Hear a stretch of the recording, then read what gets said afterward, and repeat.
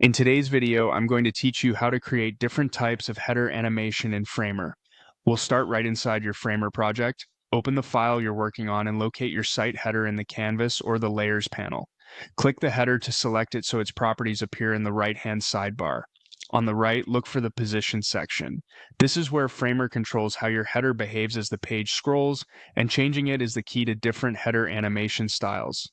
Under Position, find the Type control. You'll see a few options and each one creates a distinct feel. Choose Absolute if you want the header to sit on top of specific sections without affecting the normal document flow. This is great for a header that overlays a hero image. When using Absolute, set its top and left anchors to place it precisely, and consider Z-index so it stays above content. Switch to Sticky to have the header scroll with the page until it reaches a threshold, then stick in place. This gives you that modern locks to the top behavior.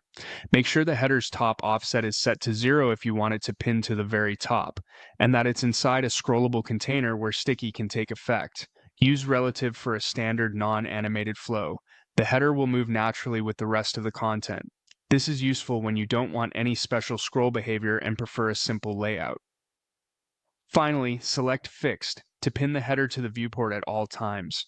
The header won't move as you scroll, which is perfect for persistent navigation. Set the position to top 0, full width, and give it a background and elevation so content doesn't show through. As you try each type, watch how the header responds during scroll. Tweak padding, background, and shadow for readability, and confirm spacing below the header so content doesn't jump. That's all you need to create clean, effective header animations in Framer.